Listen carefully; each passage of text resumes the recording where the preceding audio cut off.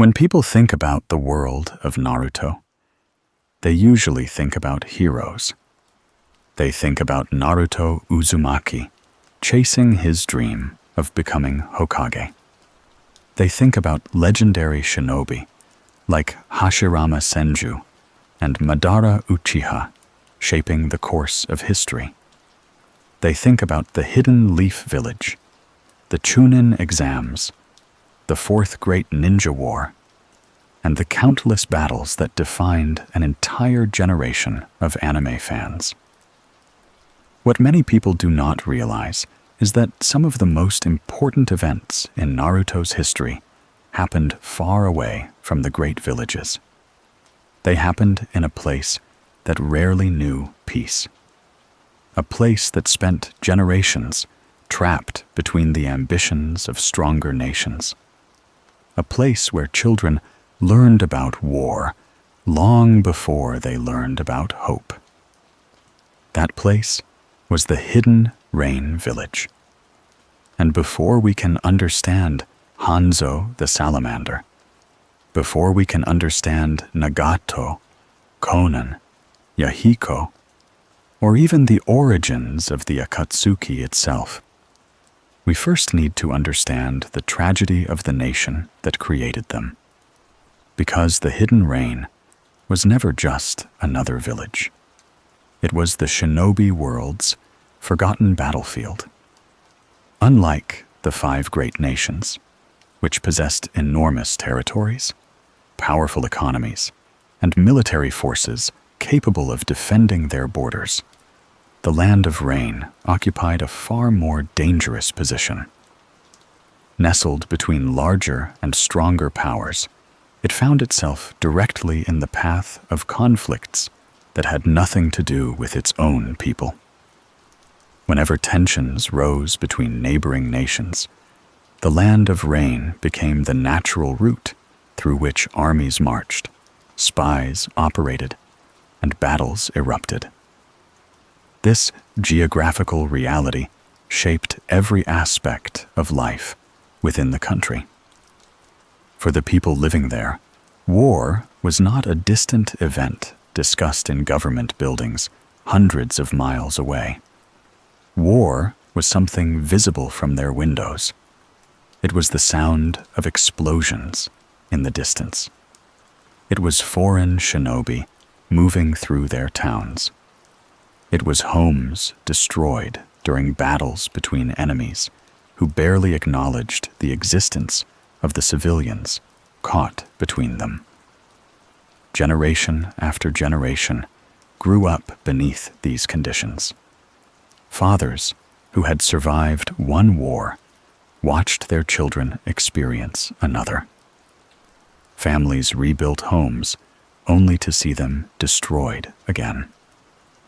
Entire communities learned not to trust periods of peace because peace never seemed to last long enough. The tragedy of the Hidden Rain is that its people often suffered the consequences of decisions they never made. Leaders from powerful villages could argue about strategy, territory, and political influence, but the people paying the immediate price were often ordinary citizens living in rain. Every time a neighboring nation decided to settle a dispute through military force, rain became the battlefield. And battlefields rarely prosper. While villages like Konoha benefited from long periods of growth and stability, the Hidden Rain remained trapped in survival mode. Resources that could have been invested into development were instead spent recovering from destruction. Infrastructure was constantly damaged and rebuilt. Economic opportunities remained limited. The nation struggled not because its people lacked talent or determination, but because history never seemed willing to leave them alone. Even the appearance of the village reflects this reality. When viewers first see the Hidden Rain, it feels fundamentally different from the other great shinobi settlements.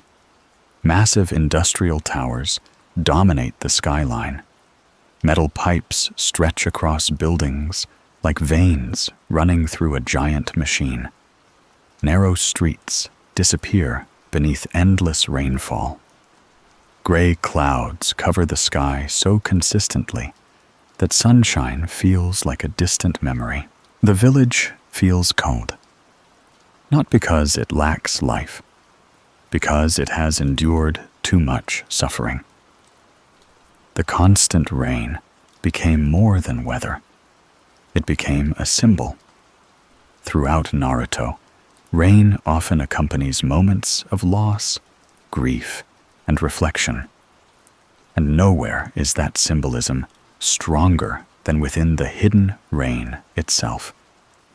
The village seems perpetually trapped beneath a storm, as though the land is carrying the emotional weight of countless tragedies that occurred across generations. For outsiders, the hidden rain was often easy to overlook. It was not one of the 5 great villages. It did not produce dozens of famous clans. It lacked the prestige enjoyed by Konoha, the hidden cloud, or the hidden stone. Yet this perception was misleading, because while the great nations viewed rain as a minor power, the people living there were being shaped by experiences few others could truly understand. Imagine growing up surrounded by war your entire life. Imagine seeing neighboring countries use your homeland as a battlefield. Imagine watching stronger nations decide the fate of your people without ever asking what your people wanted. Eventually, those experiences change the way you see the world. Some people become hopeful, some become bitter. Some become determined to create peace at any cost. Others become convinced that only overwhelming strength can prevent future suffering. The hidden rain would produce all of these responses. And perhaps no individual embodied this struggle more than Hanzo. Long before Naruto was born, long before the Akatsuki emerged from the shadows, long before pain declared war against the entire shinobi world, there was Hanzo the Salamander. Today, many Naruto fans remember him only briefly. They remember hearing his name during discussions about the legendary Sanin. They remember pain eventually defeating him. They remember him as a historical figure who existed before the events of the main story. But during his prime, Hanzo was one of the most feared shinobi alive. Entire nations respected him. Enemy villages avoided provoking him. Even some of the strongest ninja in history acknowledged his power. More importantly, he represented something the people of the Hidden Rain desperately wanted: protection. For the first time in generations, someone appeared capable of defending the nation against the forces that had tormented it for so long. To many citizens, Hanzo was not merely a shinobi. He was the answer to a problem that had defined their lives. He was proof that the Hidden Rain did not have to remain a victim forever. Yet history has a habit of turning protectors into tyrants. The same fear that creates great leaders can eventually consume them. The same determination that saves a nation can slowly transform into paranoia. And the same man who once stood as the guardian of the Hidden Rain would eventually make decisions that helped create some of the most dangerous individuals in the entire Naruto universe. Because Hanzo's story is not simply the story of a powerful shinobi. It is the story of what happens when a man spends so many years fighting for survival that he eventually forgets how to live without fear, and how that fear ultimately changed the destiny of the Hidden Rain. the Akatsuki, and the entire shinobi world, long before Hanzo the Salamander rose to power. The people of the Hidden Rain were already living through a nightmare that seemed to have no end. The wars that devastated the nation did not begin during his lifetime, nor did they end with him.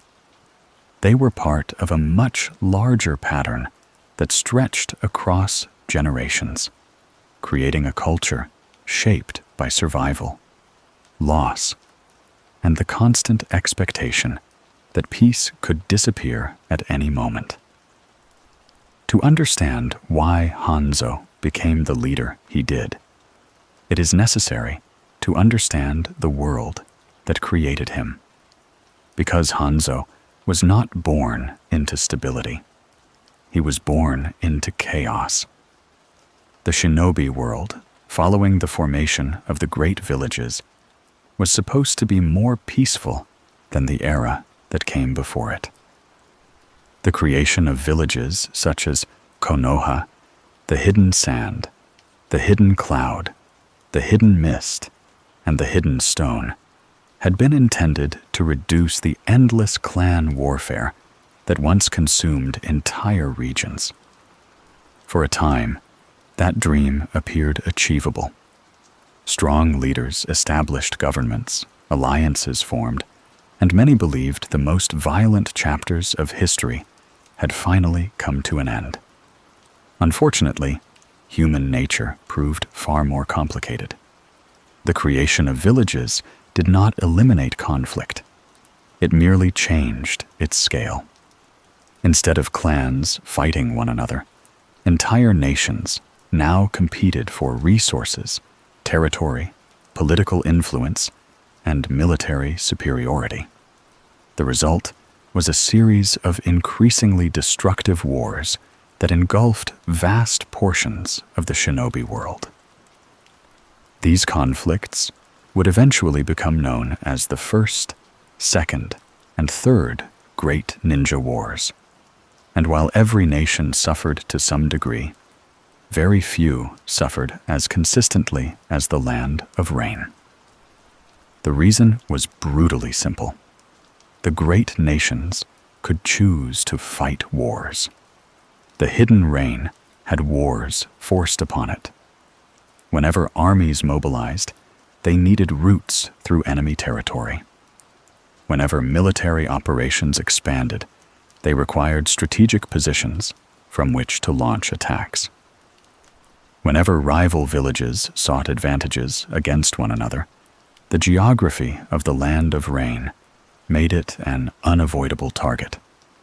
Again and again, battles were fought on rain soil. Again and again, civilians paid the price. Again and again, the nation's future was sacrificed for conflicts that had little to do with its own people. Imagine growing up in such a place. Imagine being a child who has never known a year without military activity somewhere nearby. Imagine hearing stories from your parents about villages destroyed during the previous wars, only to watch similar events unfold during your own lifetime.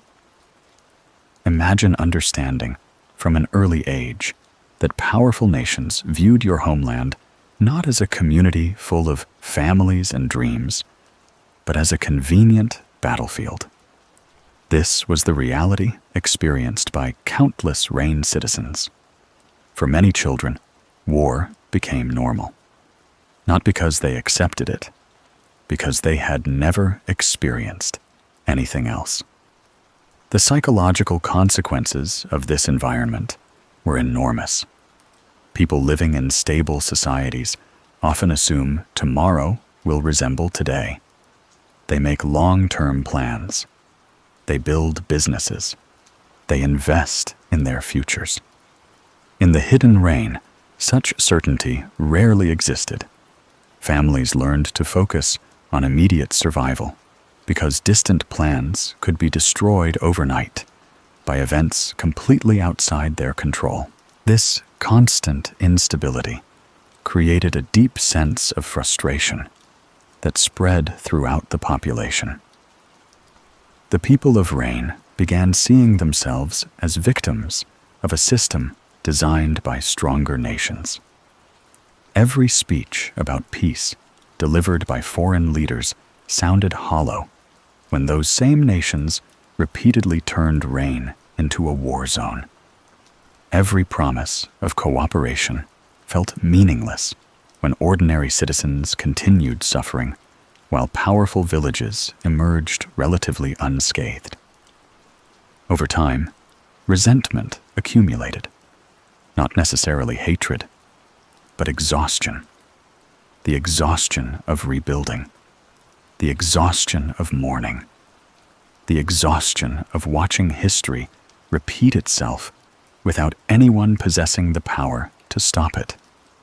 It was during this environment that future generations of Rain shinobi developed their worldview. Unlike ninja raised in prosperous villages, many Rain shinobi viewed strength not as a means of achieving glory, but as a necessity for survival. They did not dream about fame or recognition. They dreamed about preventing another war from destroying everything they loved. This distinction would become incredibly important later. Many of the most influential figures to emerge from the hidden Rain shared a common trait. Whether it was Hanzo, Yahiko, Nagato, Conan, or even Pain himself, each of them was shaped by the belief that the existing shinobi system had failed their homeland. They disagreed about solutions, but they all recognized the same problem. The world was fundamentally unfair. The powerful dictated the rules. The weak suffered the consequences. And the hidden Rain was almost always among the weak. The Second Great Ninja War became one of the clearest examples of this reality. During the conflict, the land of Rain once again found itself trapped between competing powers. Battles involving Konoha, the hidden sand, and the hidden stone spilled into Rain territory, turning the nation into a massive combat zone. Entire regions were devastated. Civilians fled their homes. Infrastructure collapsed. The suffering became so severe that an entire generation grew up surrounded by destruction.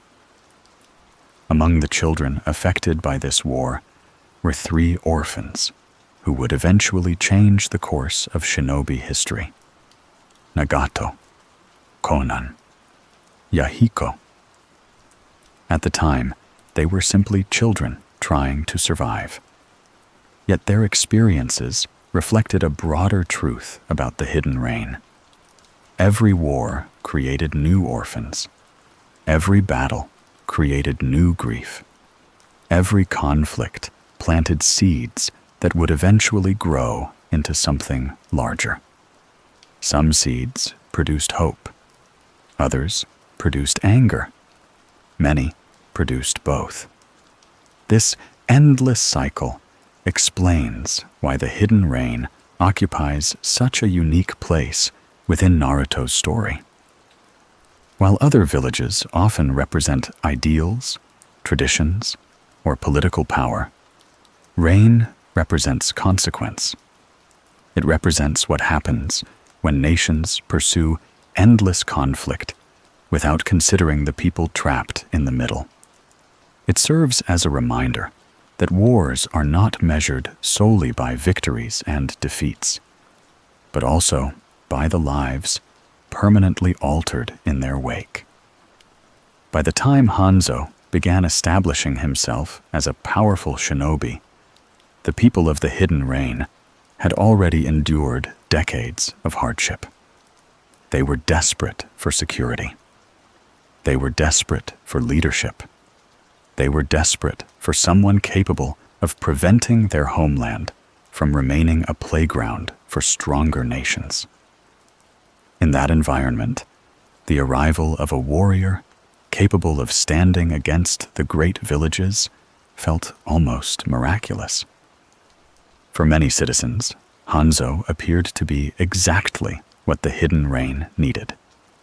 A protector strong enough to defend them. A leader ruthless enough to deter foreign aggression. And a symbol that their nation no longer had to accept its role as a victim. At first, those hopes seemed justified, because Hanzo the Salamander would rise to become one of the most powerful shinobi of his generation, earning a reputation so terrifying that even future legends would struggle to challenge him, and convincing an entire nation that perhaps, after generations of suffering, the Hidden Rain had finally found the guardian it had been waiting for. By the time Hanzo emerged onto the world stage, the Hidden Rain had already spent decades trapped in a cycle of violence that seemed impossible to escape. Entire generations had grown up watching foreign armies march across their homeland, and many citizens had come to believe that the Land of Rain would forever remain a victim of stronger nations. The country lacked the military strength of the 5 great villages. Its economy struggled beneath the burden of repeated wars, and its people had become accustomed to suffering in ways that outsiders could scarcely understand. It was within this environment that Hanzo began building his reputation. Unfortunately, very little is known about Hanzo's early life compared to other major figures in Naruto history. The series never provides a detailed account of his childhood, his family, or the specific events that shaped his personality. Yet, in some ways, this lack of information only adds to his mystique. By the time most people in the shinobi world became aware of him, Hanzo already seemed larger than life. A warrior whose name inspired equal amounts of respect and fear. What made Hanzo so remarkable was not simply his strength. The shinobi world had always produced powerful ninja. What made Hanzo different was that he came from the Hidden Rain. During an era when most legendary shinobi emerged from villages such as Konoha, the Hidden Cloud, or the Hidden Stone, Hanzo stood as proof that greatness could emerge from a nation the rest of the world often overlooked. For the people of Rain, his rise represented something far more important than personal achievement. It represented hope that their village could finally command the respect it had been denied for so long. As his abilities became known, stories about Hanzo spread rapidly throughout the shinobi world. He developed a fighting style that revolved around poison, deception, and overwhelming efficiency. Unlike shinobi, who relied primarily upon flashy techniques or displays of raw, destructive power, Hanzo fought with the cold precision of someone who understood that survival often mattered more than spectacle.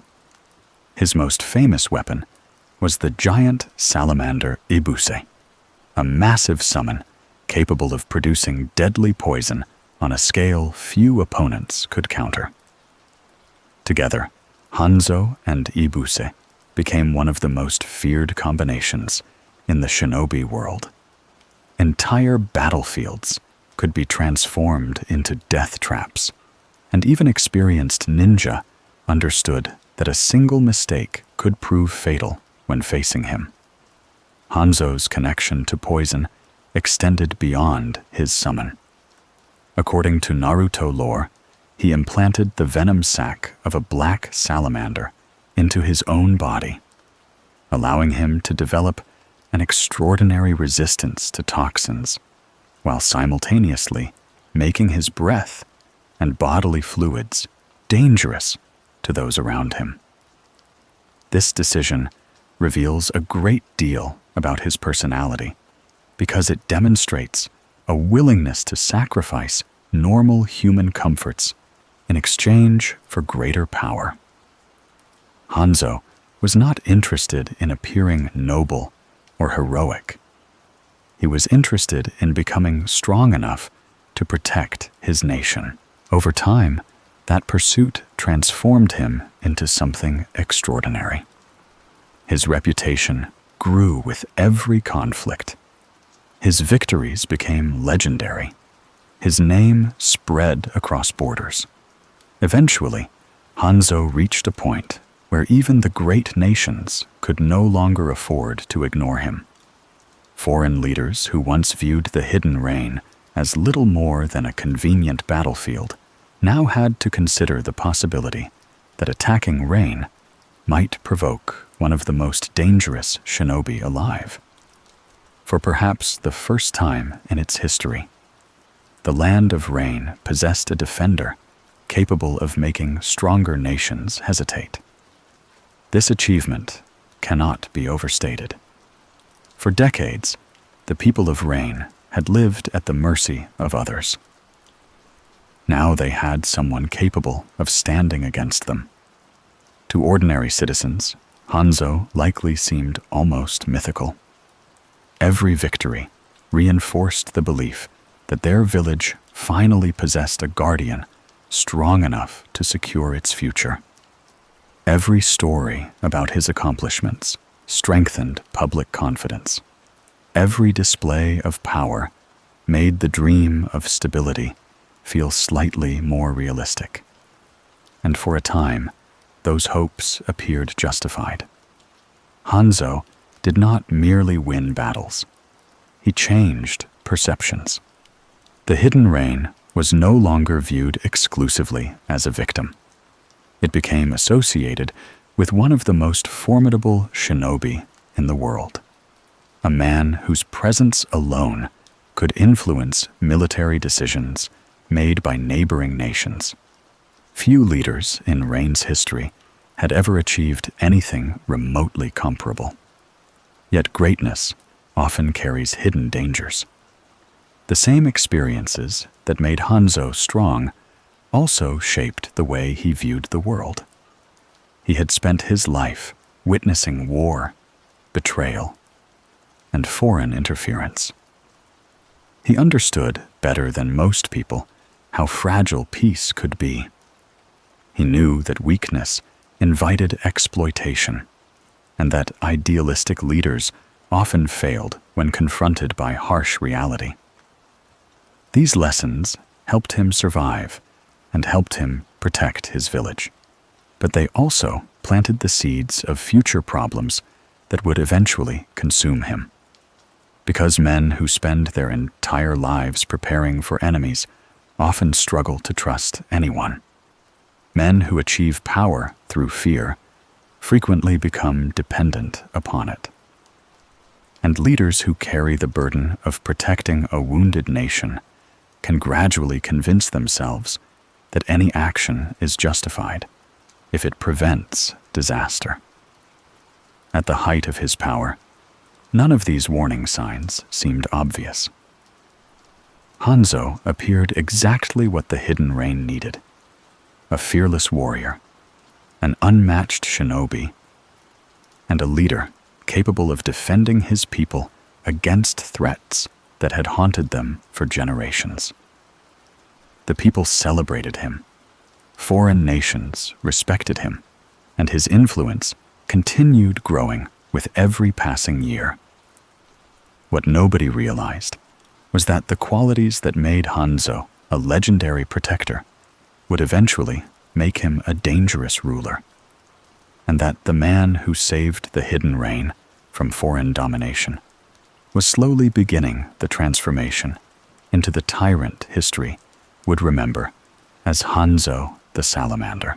As Hanzo's reputation continued growing, the Hidden Rain entered a period unlike anything it had experienced in generations.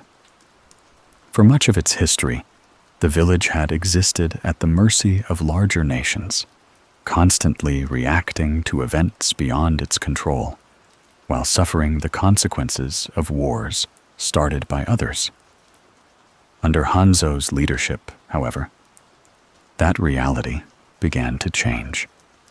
For the first time, the Land of Rain possessed a leader strong enough to command respect from the outside world and decisive enough to impose order within his own borders. To many citizens, Hanzo was exactly what they had been waiting for. He was not a dreamer promising an ideal future. He was not a politician delivering speeches about cooperation. He was a survivor who understood the brutal realities of the shinobi world and possessed the strength necessary to confront them. This distinction helps explain why Hanzo became so influential. People living in peaceful nations often admire leaders who speak about ideals. People who have endured generations of warfare frequently prioritize security above everything else. After spending decades watching foreign armies march through their homeland, many citizens of the Hidden Rain cared less about abstract political principles and more about whether someone could prevent another catastrophe from destroying their lives. Hanzo appeared capable of doing exactly that. Under his rule, the Hidden Rain became far more stable than it had been during previous generations. Criminal activity was suppressed. Political opposition remained limited. Foreign powers learned that interfering in Rain's affairs could provoke a response from one of the most feared shinobi alive. For ordinary citizens exhausted by endless instability, these developments represented meaningful improvements. Yet stability came with a price. Hanzo's government was not built upon trust. It was built upon control. Having spent much of his life surrounded by conflict, Hanzo viewed the world through the lens of survival. He had witnessed betrayal, invasion, and the devastating consequences of weakness. Over time, these experiences shaped a philosophy that prioritized security above all else. In Hanzo's mind, freedom meant very little if a nation lacked the strength necessary to defend itself. Peace meant very little if enemies could destroy it at any moment. As a result, he gradually became willing to sacrifice personal liberties in exchange for order. The Hidden Rain under Hanzo was not a democracy.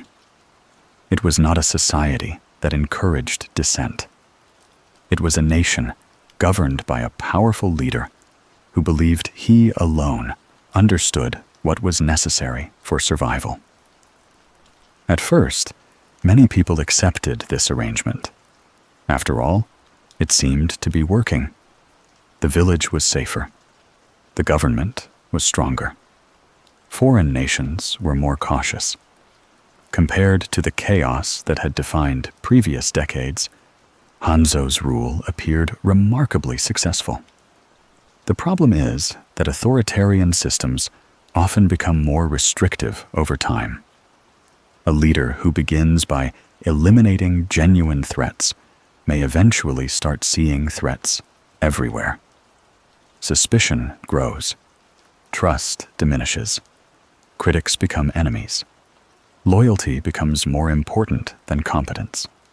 The same instincts that once protected the nation begin reshaping it into something far less healthy.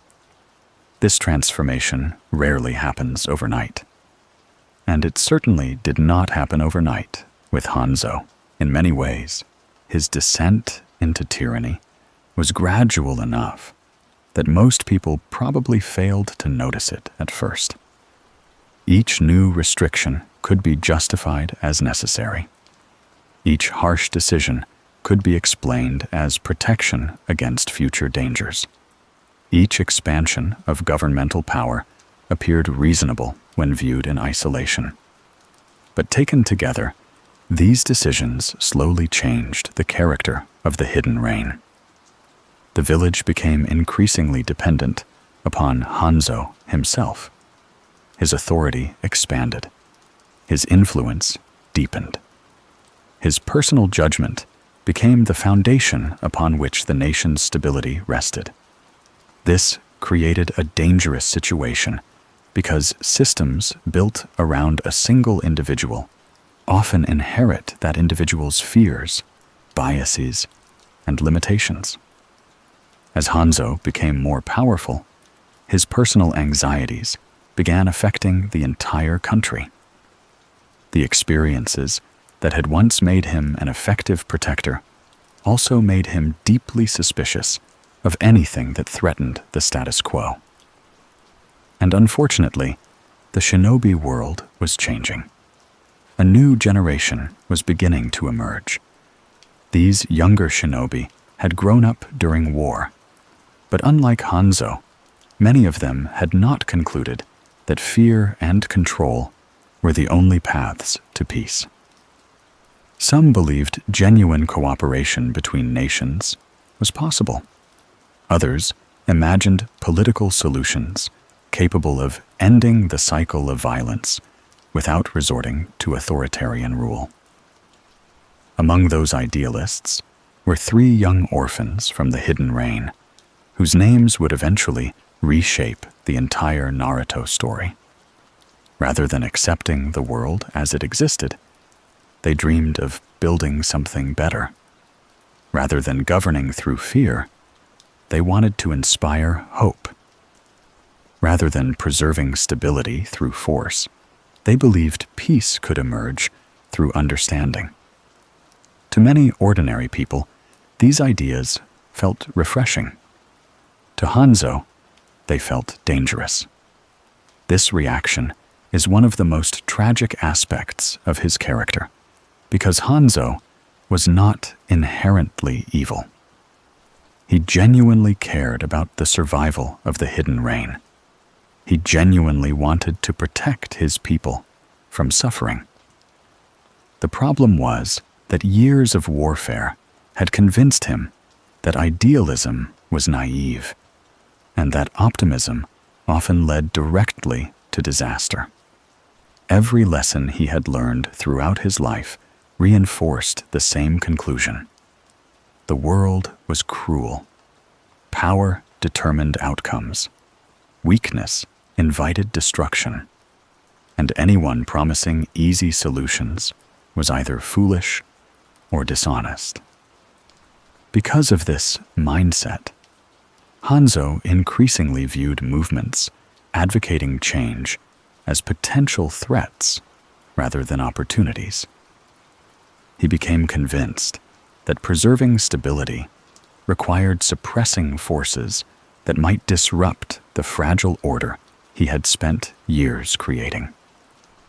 Even well-intentioned individuals could become enemies if their actions introduced uncertainty into the system. This belief would ultimately become his greatest weakness. The protector of the hidden reign slowly became its jailer.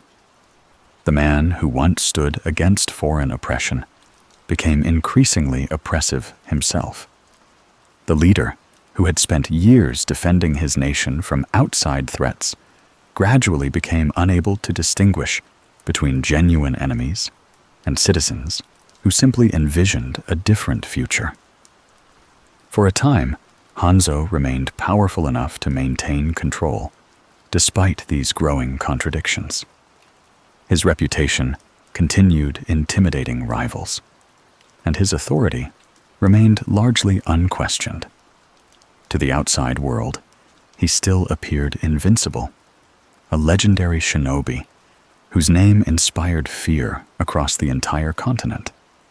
Soon, however, he would face a challenge unlike any he had encountered before. Not an invading army, not a foreign village, not even one of the great nations. His greatest challenge would come from an idea carried by 3 young orphans who believed the world could be better than the one Hanzo had accepted, long before Hanzo became consumed by paranoia, long before his conflict with the original Akatsuki, and long before the rise of pain transformed the hidden Rain forever. There was a moment when his reputation reached heights few shinobi have ever achieved. It was a moment so significant that it permanently altered Naruto history, creating one of the most famous titles in the entire franchise, and cementing Hanzo's status as one of the strongest ninja of his era. That moment occurred during the Second Great Ninja War. To understand why this battle became legendary, it is important to remember the state of the shinobi world at the time. The Second Great Ninja War was one of the most devastating conflicts in modern history.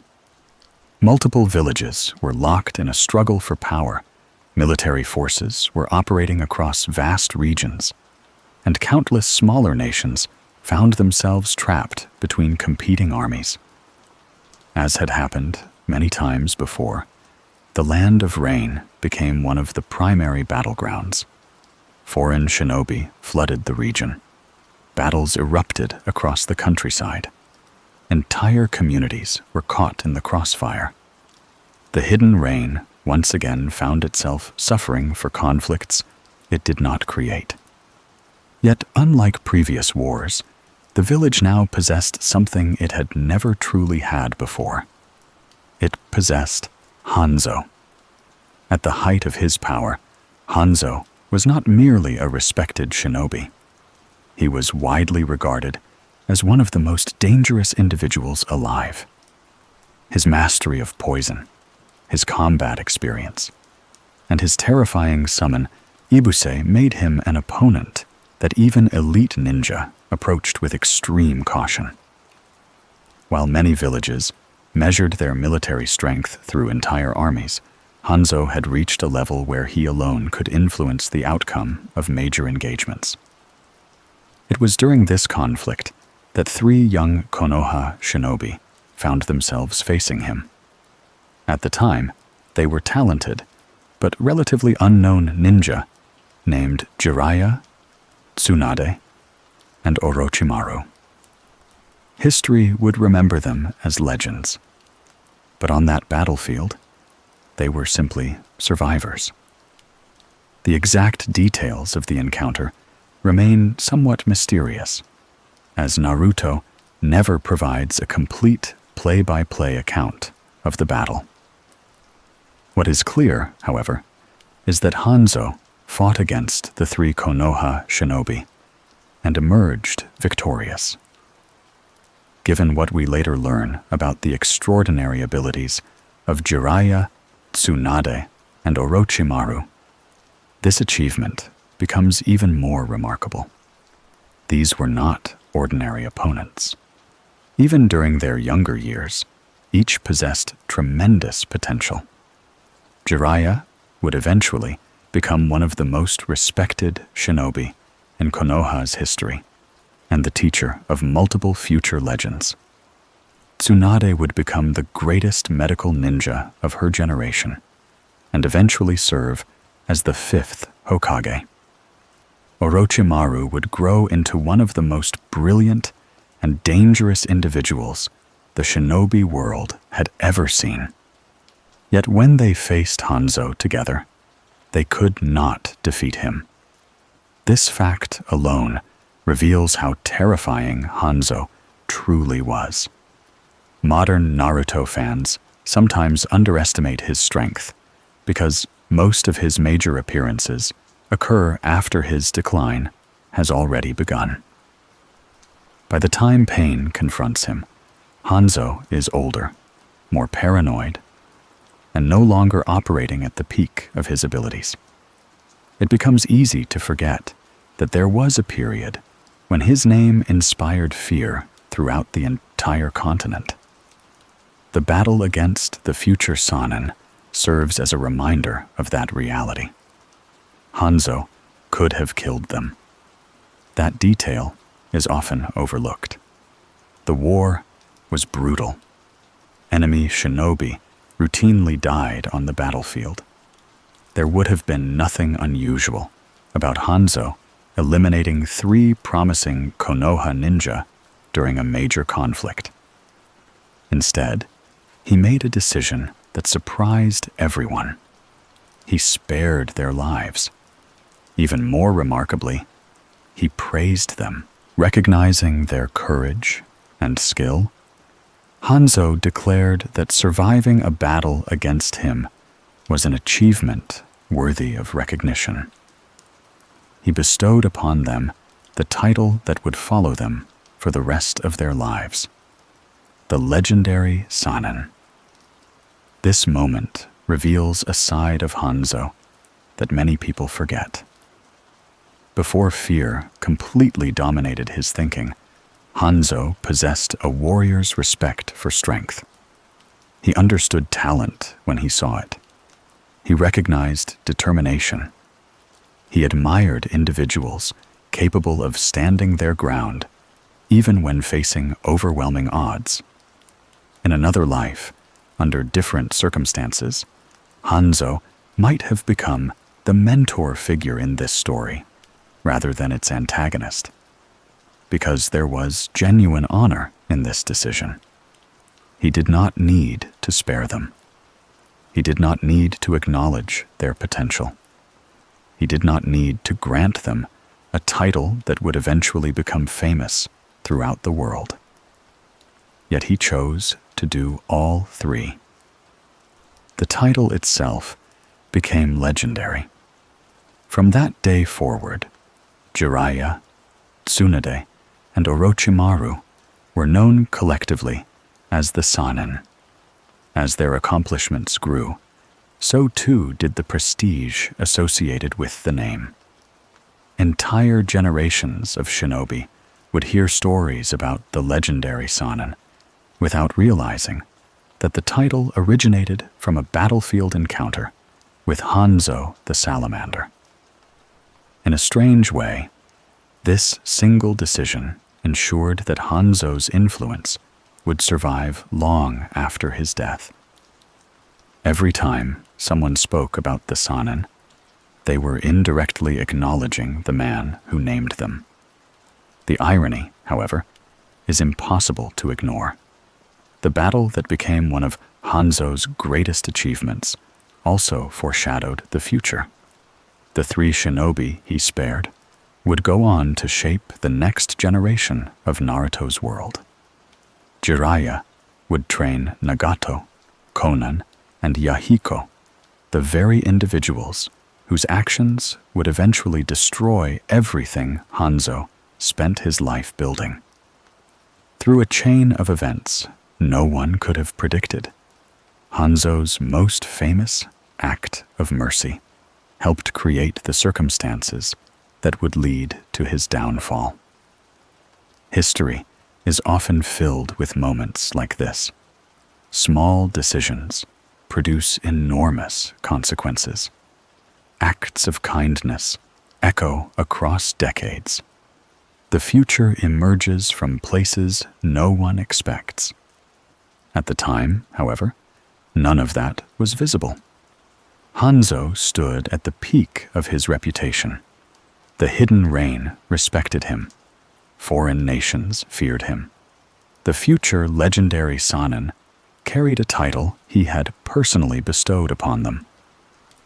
Everything suggested that his legacy would be remembered as one of strength, leadership, and national pride. Yet beneath the surface, something was already beginning to change. Years of warfare had left scars deeper than most people realized. The burden of protecting the hidden reign was becoming heavier. The responsibility of maintaining stability was slowly transforming into obsession. The man who once respected courage and potential in others was beginning to see danger where none existed. And as a new generation of idealistic young rain shinobi started dreaming about peace rather than survival, Hanzo would soon face a challenge that no battlefield victory could solve, because the greatest threat to his rule was not an enemy army, but a powerful idea. And ideas are often far more difficult to kill than people. For much of his life, Hanzo had been exactly the leader the hidden rain needed.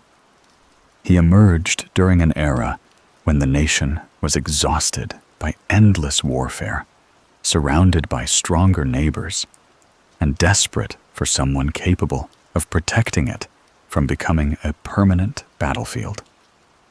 Through strength, determination, and sheer force of will, he accomplished what many would have considered impossible. He united the hidden rain, earned the respect of powerful nations, and created a level of stability that previous generations could scarcely imagine. Yet the qualities that allow a person to survive difficult times are not always the qualities needed to govern peacefully. This is one of the central tragedies of Hanzo's story. The same experiences that made him strong also made him fearful. The same instincts that protected his nation eventually began poisoning it. And the same vigilance that once kept enemies at bay slowly transformed into paranoia. To understand this transformation, it is important to remember the world Hanzo lived in. Unlike many leaders who inherit stable institutions and secure borders, Hanzo spent most of his life surrounded by violence. He witnessed wars devastate his homeland. He saw foreign armies treat the land of rain as little more than a convenient battleground. He learned firsthand that weakness often invited exploitation, and that good intentions rarely stopped powerful nations from pursuing their own interests. These lessons were not entirely wrong. The shinobi world was often cruel. Power frequently determined outcomes. Idealism alone could not protect a village from invasion. The problem was that Hanzo eventually became unable to see anything beyond these lessons. As the years passed, he began viewing nearly every situation through the lens of potential threats. Rather than asking whether someone posed a danger, he increasingly assumed danger existed and searched for evidence to justify that assumption. This subtle shift changed the way he governed and altered the future of the hidden rain in ways he never intended. Fear became his most trusted advisor. This fear was not entirely irrational. Hanzo had legitimate reasons to worry about his nation's future. The land of rain remained geographically vulnerable. Larger powers continued competing for influence. Political instability could easily undo decades of progress. From his perspective, relaxing his guard might invite disaster. Unfortunately, fear rarely remains contained. Once leaders begin making decisions primarily to avoid worst-case scenarios, they often start seeing enemies where none exist. They become suspicious of critics. They become uncomfortable with change. They begin prioritizing control over trust because control feels safer. That is exactly what happened to Hanzo. The ruler who once inspired hope gradually became more isolated from the people he governed. His inner circle grew smaller. His willingness to tolerate opposition diminished. Political authority became increasingly concentrated around his personal judgment. While many citizens still respected him, fewer people felt comfortable challenging his views or offering alternatives. This dynamic created a dangerous feedback loop. The more isolated Hanzo became, the more suspicious he grew. The more suspicious he grew, the more isolated he became. Over time, the distinction between genuine threats and imagined threats began disappearing. Many historical leaders have followed a similar path. Individuals who spend years fighting enemies often struggle to adjust when those enemies disappear. Their minds remain prepared for conflict. Their instincts continue searching for danger. Peace becomes uncomfortable because peace requires trust, and trust is difficult for people whose survival depended upon expecting betrayal. Hanzo exemplified this phenomenon perfectly. He had spent so many years defending the hidden rain that he no longer knew how to stop defending it, even when no attack was occurring, even when no invasion was imminent, even when opportunities for cooperation began emerging. His worldview remained locked in survival mode. This mindset became especially significant as a new generation began coming of age within the hidden rain.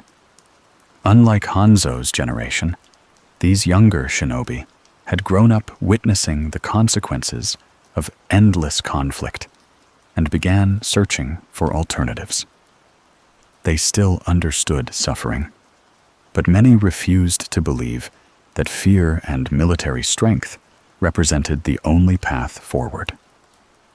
Among the most influential members of this generation were three young rain orphans named Yahiko, Nagato, and Konan.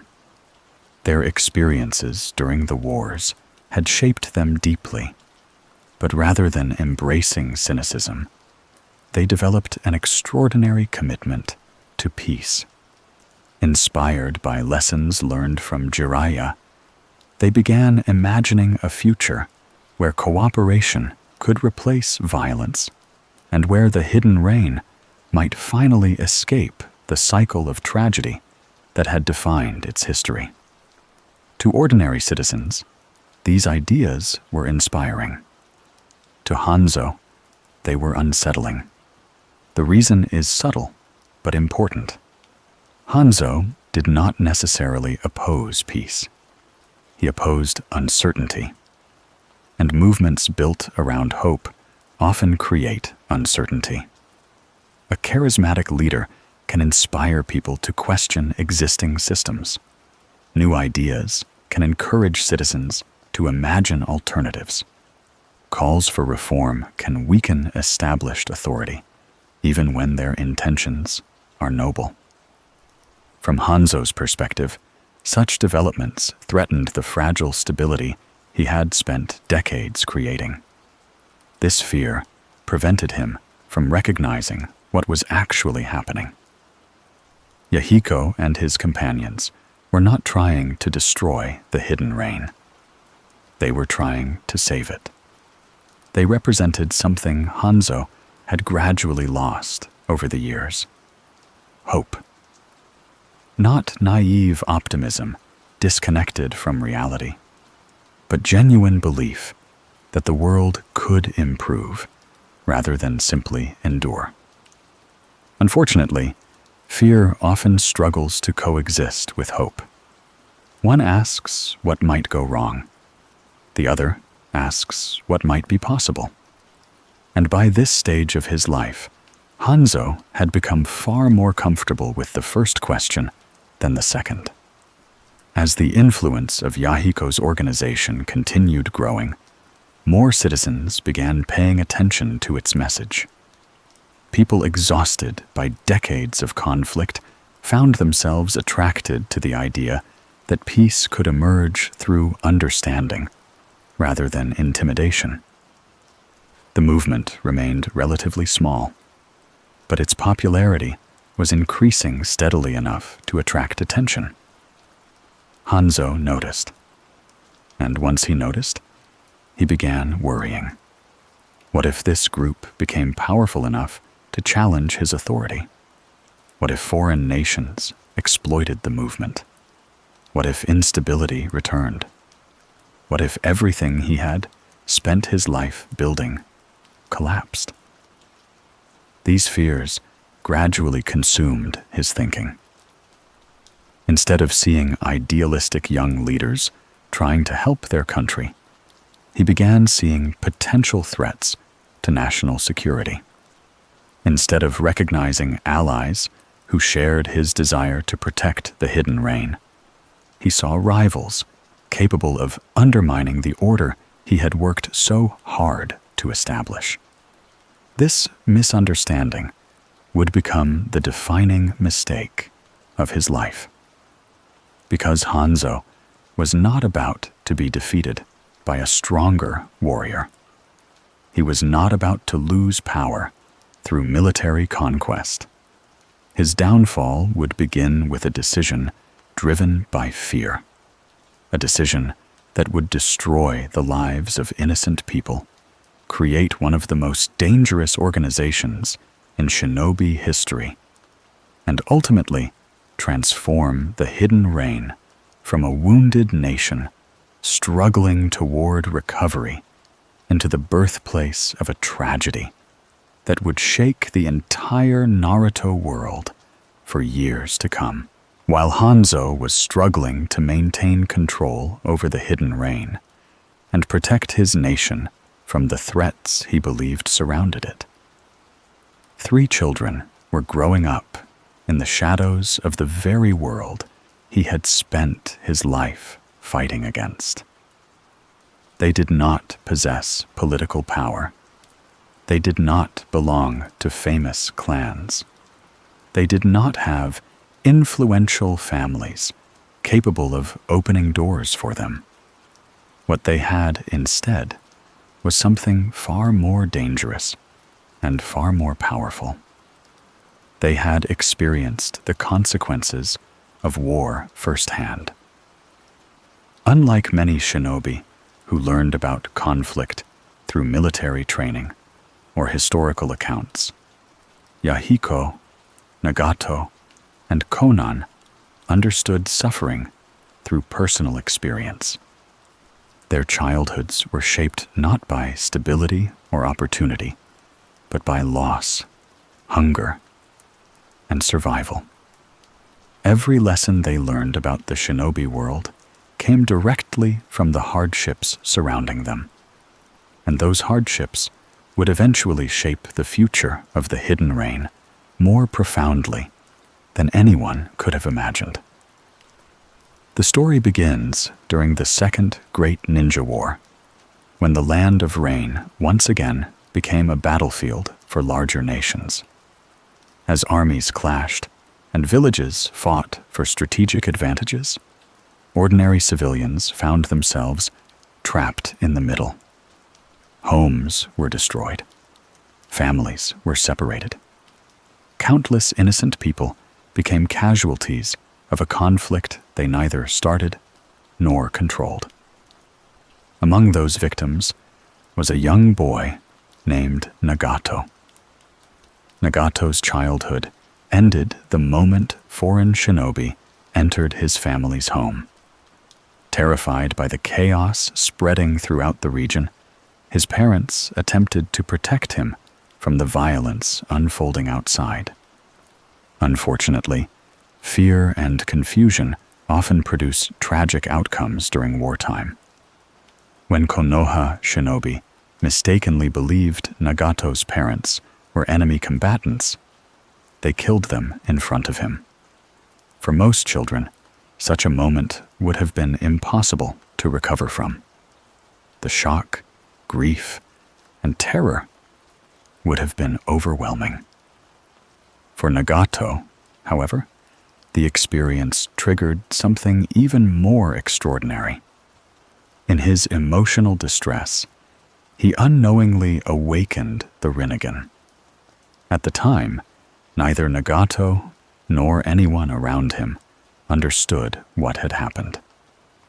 They could not have known that the eyes he possessed were among the most powerful dojutsu in existence.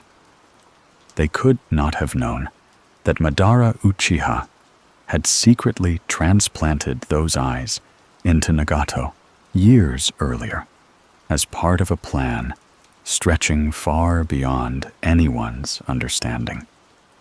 All Nagato knew was that his parents were gone, and he was alone. For a time, he wandered the war-torn countryside, attempting to survive however he could. Food was scarce. Safety was nearly non-existent. Every day became a struggle to find shelter and avoid the violence consuming the region. Like countless other children affected by the war, Nagato learned that survival often depended upon luck as much as effort. Eventually, fate brought him together with another orphan named Konan. Konan had experienced her own share of tragedy. Growing up in the hidden rain meant growing up surrounded by instability. And like Nagato, she had lost the normal childhood most people take for granted. Despite these hardships, she possessed remarkable resilience and an inner strength that would remain one of her defining qualities throughout her life.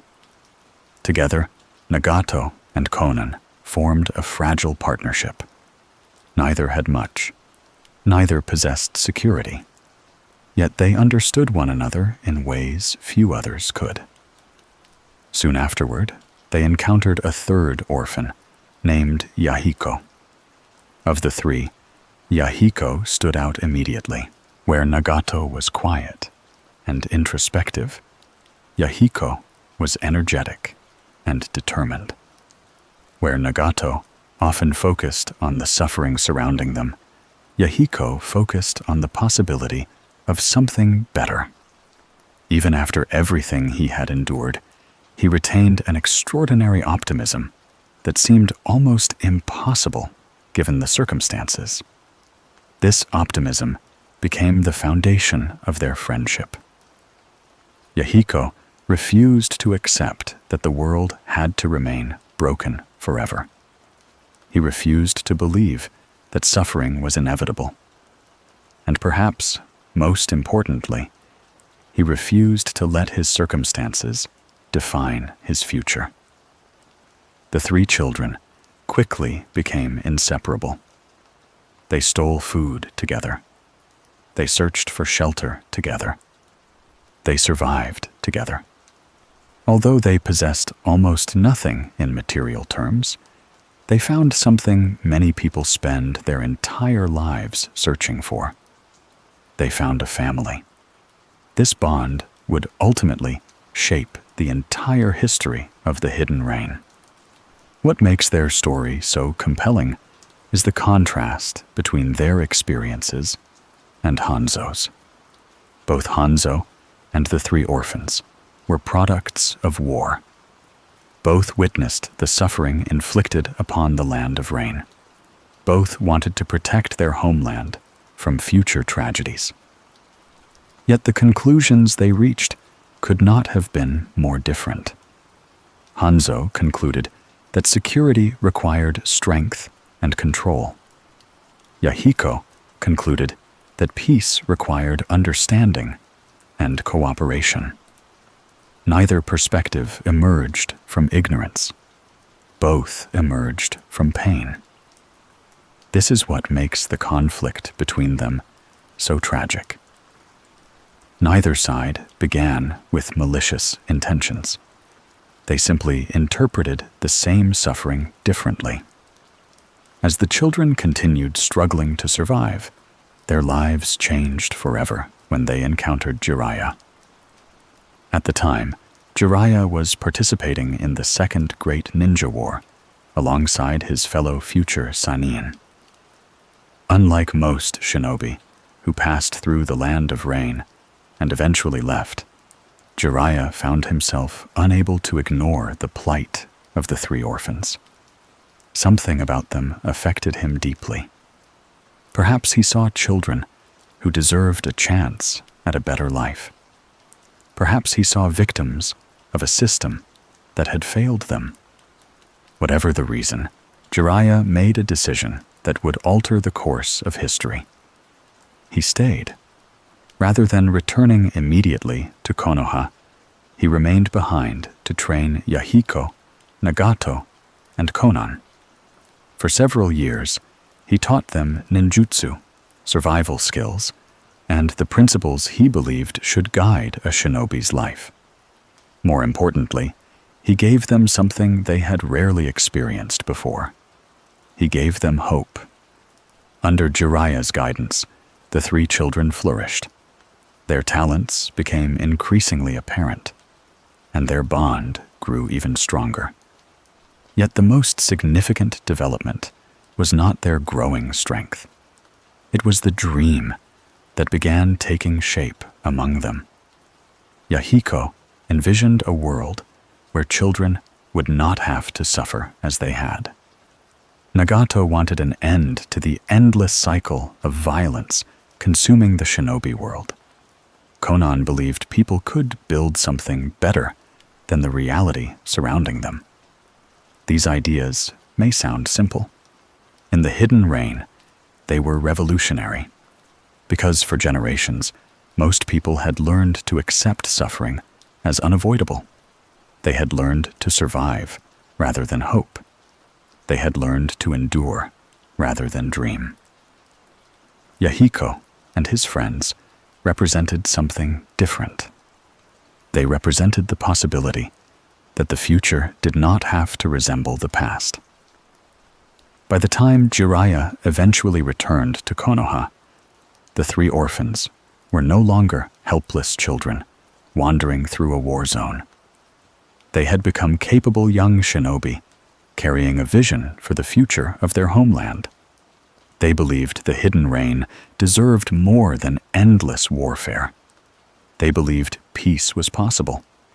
And they believed ordinary people could create meaningful change even within a world dominated by violence. Unfortunately, dreams are often most dangerous when they begin attracting followers. Because as Yahiko's vision spread throughout the hidden rain, more and more people started listening. Citizens, exhausted by decades of conflict, found themselves inspired by his message. Young shinobi began rallying around his ideals. Hope started taking root in places where despair had long been the dominant emotion. And as this movement continued growing, it inevitably attracted the attention of the one man who believed hope itself might threaten everything he had spent his life trying to protect. When most Naruto fans hear the name Akatsuki, they immediately think of missing nin wearing black cloaks decorated with red clouds. They think of dangerous criminals hunting tailed beasts, secret meetings between some of the strongest rogue shinobi in history, and a series of events that would eventually lead to world war.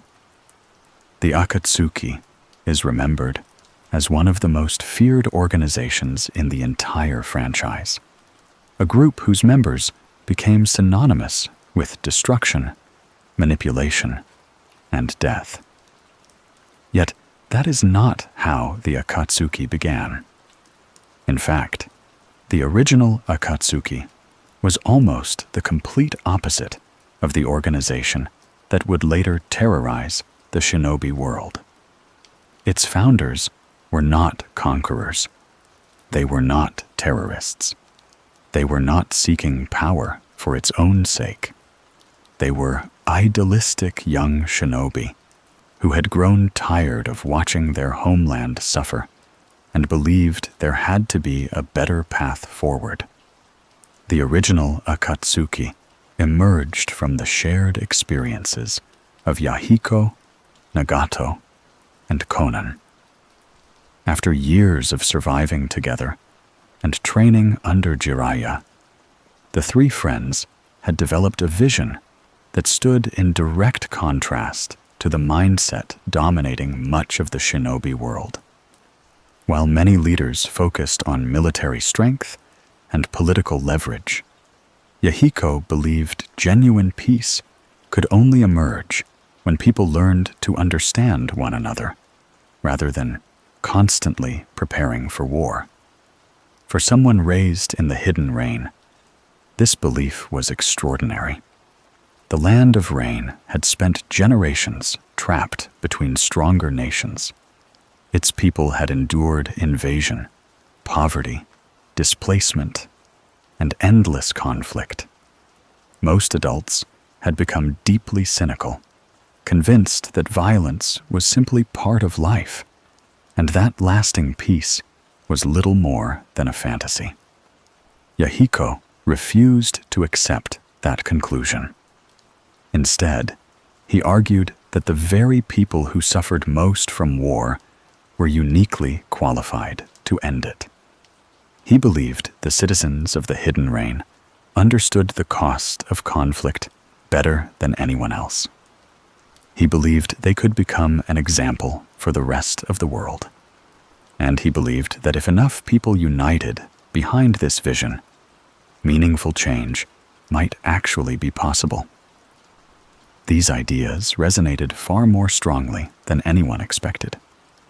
As Yahiko, Nagato, and Konan traveled throughout the land of rain, they encountered countless individuals whose lives had been shaped by the same hardships.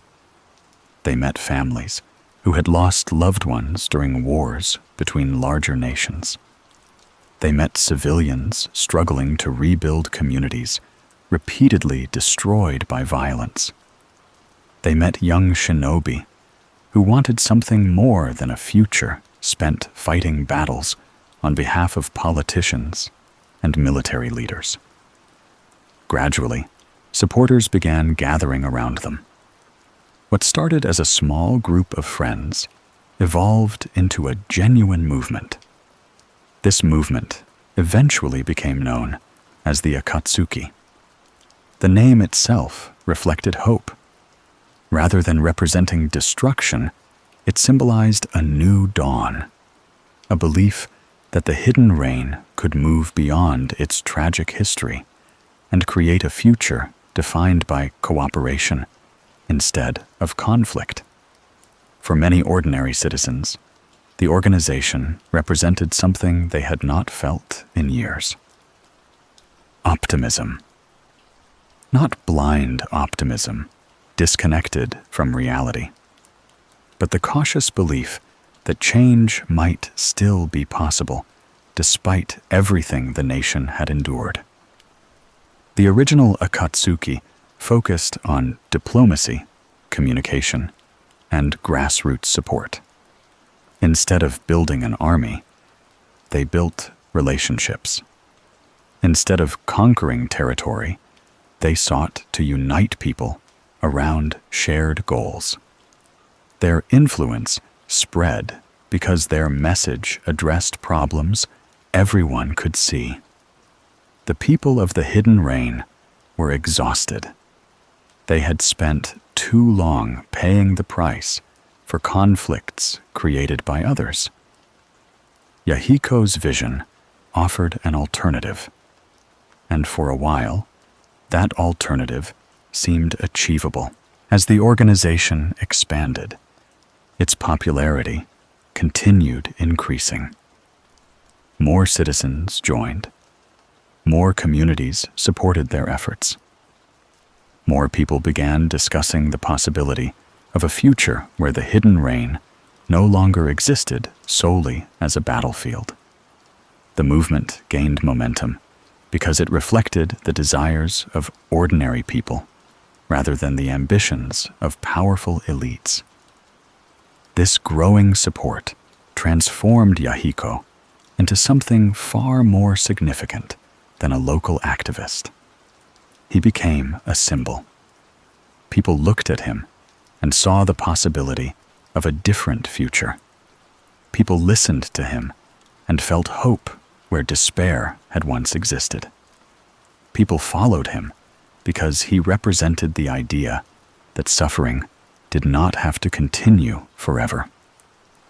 Unfortunately, symbols can be threatening, especially to leaders who have spent years maintaining stability through control. From Hanzo's perspective, the rise of the Akatsuki became increasingly concerning. The organization was attracting attention. Its influence was growing. Its leader was charismatic and popular. Even though the group advocated peace, its expanding support base introduced uncertainty into the political landscape of the Hidden Reign. For someone with Hanzo's worldview, uncertainty was dangerous. Years of warfare had conditioned him to expect betrayal and conflict. He trusted strength because strength had protected his village. He trusted control because control had preserved stability. A rapidly growing movement centered around idealistic young leaders did not fit comfortably within that framework. The tragic reality is that Hanzo and Yahiko actually wanted many of the same things. Both loved the Hidden Reign. Both wanted to protect its people. Both hoped to prevent future wars. The difference lay in how they believed those goals could be achieved. Hanzo believed peace emerged from power. Yahiko believed peace emerged from understanding. Hanzo believed stability required control. Yahiko believed stability required trust. Neither man viewed himself as the villain. Neither man thought he was acting against the interests of the village. And that is precisely what makes the conflict so heartbreaking. Some of history's greatest tragedies occur not when evil confronts good, but when two people with fundamentally different visions for the future become convinced that the other represents a threat. As the Akatsuki continued growing, Hanzo's concerns deepened. Advisors and officials within his government likely warned him about the organization's expanding influence. Political movements have a tendency to acquire momentum quickly, and leaders who feel secure one year can find themselves facing serious challenges the next. Whether these fears were justified or not mattered less than the fact that Hanzo increasingly believed them. The ruler, who had once been celebrated as the savior of the Hidden Reign, began viewing the village's most hopeful movement with suspicion.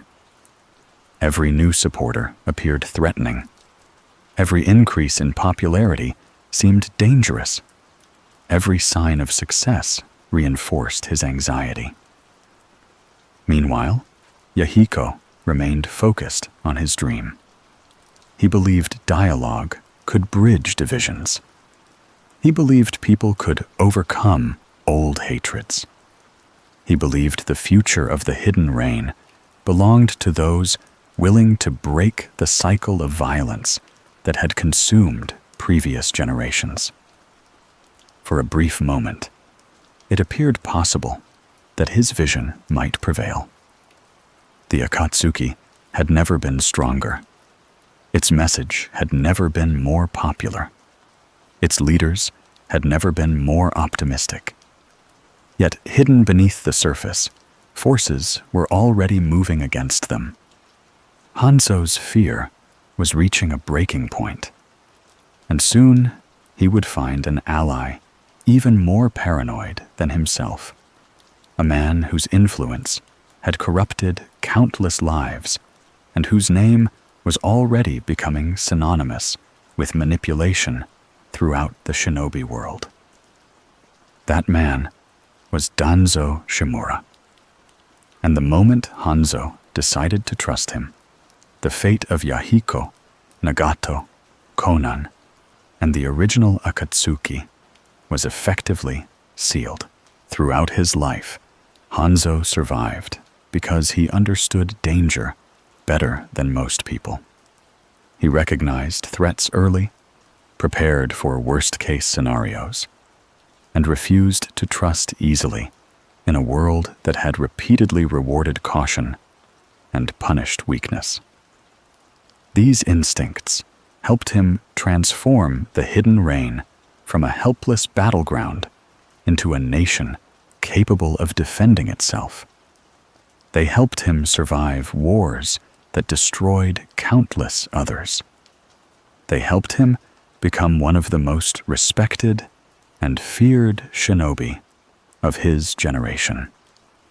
Ironically, those same instincts would eventually destroy everything he had spent his life building. Because Hanzo's greatest mistake was not a military failure. It was not a tactical miscalculation. It was not losing a battle. His greatest mistake was allowing fear to convince him that his allies were enemies. By the time the original Akatsuki had begun attracting widespread support throughout the Hidden Rain, Hanzo was no longer the confident leader who had once inspired admiration across the shinobi world. Years of responsibility, warfare, and political pressure had gradually transformed his worldview. Instead of seeing opportunities, he increasingly saw risks. Instead of seeing hopeful young leaders trying to improve their nation, he saw potential challengers capable of destabilizing the fragile order he had spent decades creating. The more popular Yahiko became, the more uneasy Hanzo felt. The more citizens supported the Akatsuki, the more suspicious he grew. And the more hope spread throughout the Hidden Rain, the more convinced Hanzo became that something needed to be done. At this critical moment, another figure entered the story. A man whose influence would poison the situation beyond repair. A man who spent much of his life believing that noble goals justified ruthless methods. A man whose fear of uncertainty often rivaled Hanzo's own. That man was Danzo Shimura. Few individuals in Naruto history have caused more suffering while believing they were protecting the greater good. Danzo viewed the world through an extraordinarily cynical lens. He trusted power more than ideals. He valued security above morality. He believed that difficult decisions were necessary for survival, and that leaders unwilling to dirty their hands would ultimately fail. In many ways, Danzo and Hanzo were remarkably similar. Both men genuinely wanted to protect their people. Both men had spent decades confronting the harsh realities of the shinobi world. Both men believed that idealism often collapsed when confronted by reality. Most importantly, both men had become deeply suspicious of movements they could not fully control. When Danzo learned about the growing influence of Yahiko and the Akatsuki, he immediately recognized an opportunity. The original Akatsuki represented something dangerous to men like Danzo because it challenged their fundamental assumptions about how peace could be achieved. Yahiko's movement was built upon trust, cooperation, and mutual understanding. If it succeeded, it would undermine the worldview that had guided leaders like Danzo and Hanzo for years. Rather than viewing the Akatsuki as a potential partner, Danzo encouraged Hanzo to view it as a threat. This was exactly what Hanzo wanted to hear. Fear rarely seeks contradiction. Fear seeks confirmation. Hanzo provided that confirmation. Together, the two men developed a plan to eliminate the organization before it could become powerful enough to challenge Hanzo's authority.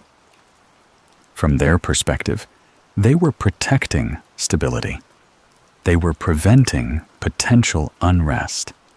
They were acting in the best interests of the Hidden Rain.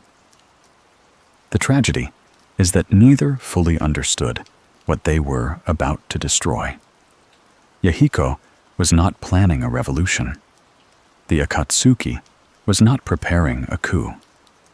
Its members genuinely wanted peace. But once fear takes control, intentions often stop mattering.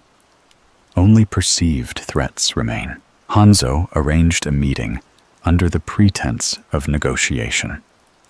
Yahiko, Nagato, and Konan believed there was finally an opportunity to communicate with the ruler of the Hidden Rain, and perhaps find common ground. Given everything they stood for, refusing such an opportunity would have contradicted their principles. They wanted dialogue. They wanted reconciliation. They wanted to prove that cooperation was possible. Instead, they walked directly into a trap. Hanzo's forces surrounded them. Danzo's root operatives participated in the ambush. The leaders of the Akatsuki suddenly found themselves in an impossible situation. What happened next remains one of the most heartbreaking moments in Naruto history, because it represents the exact point where hope dies and tragedy begins. Hanzo captured Konan and used her as leverage. Then he presented Nagato and Yahiko with a horrifying choice. Nagato could kill Yahiko and save Konan, or both Yahiko and Konan would die. The cruelty of this ultimatum cannot be overstated. Hanzo was not merely trying to eliminate political opponents. He was deliberately targeting the emotional bonds that held these friends together. He was forcing them into a situation designed to break them psychologically as well as physically. For Nagato, the moment was unbearable. Throughout his life, Yahiko had been more than a friend. He had been family. He had been hope. He had been the person who convinced him that peace was worth pursuing, despite all the suffering they had experienced. The idea of killing him was unthinkable. Yet the alternative was watching Konan die. Faced with this impossible choice, Nagato froze. He could not act. He could not decide. And then Yahiko made the decision for him. Understanding that Nagato would never willingly kill him, Yahiko threw himself forward and impaled himself on Nagato's kunai. The act lasted only a moment. Its consequences would reshape the entire shinobi world. Yahiko died believing in peace. He died trying to save his friends. He died because two powerful men allowed fear to override wisdom.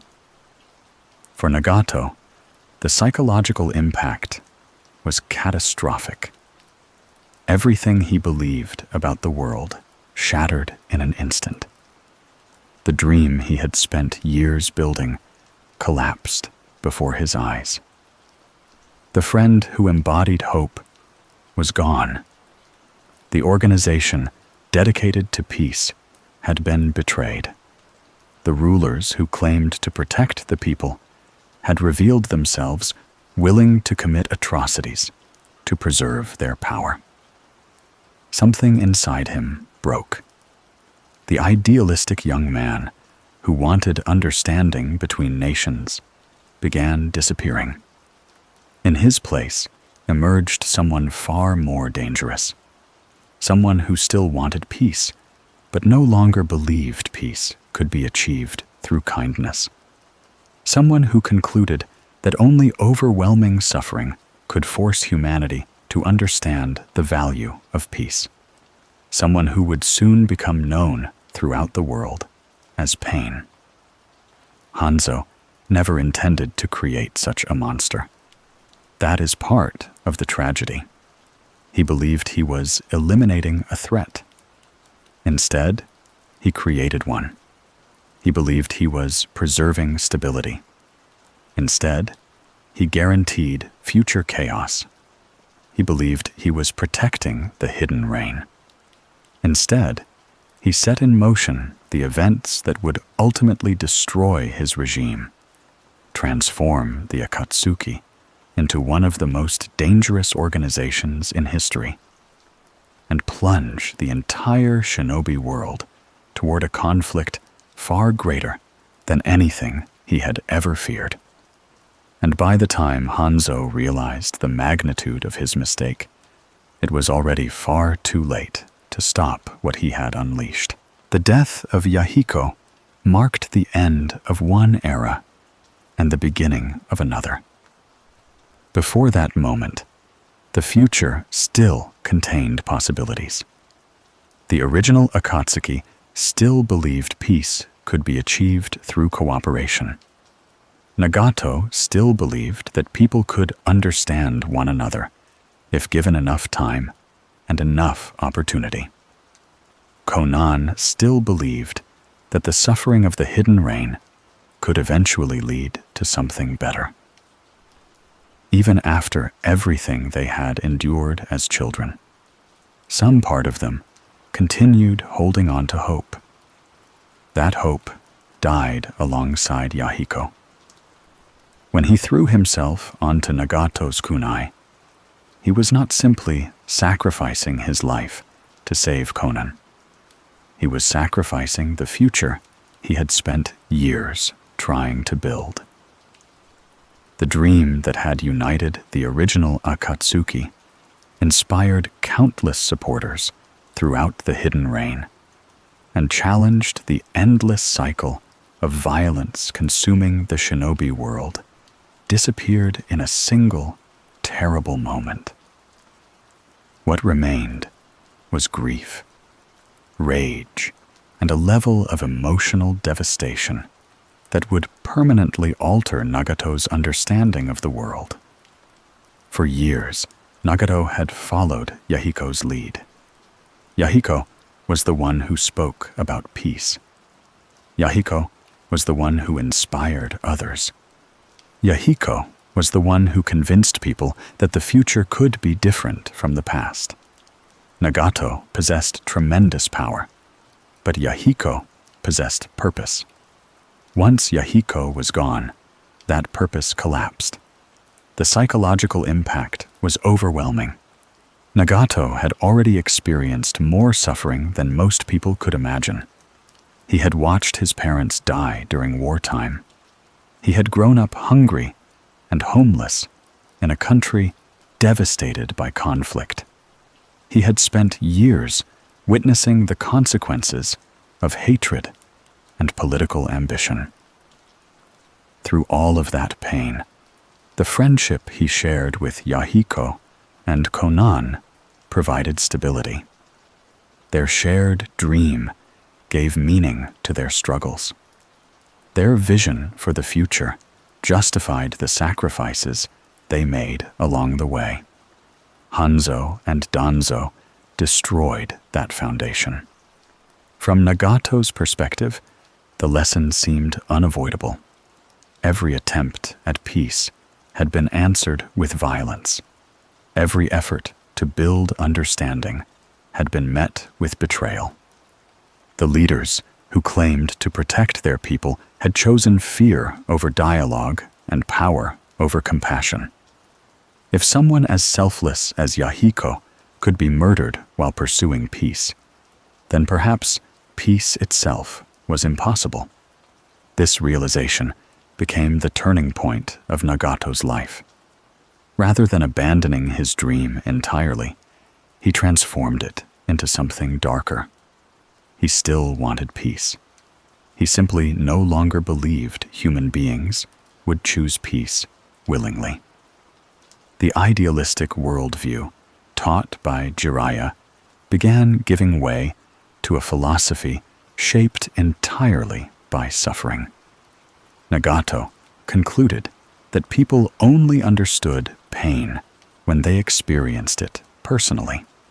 Nations that had never suffered would continue making war. Leaders who had never lost everything would continue sending others to die. Societies insulated from tragedy would never truly appreciate the value of peace.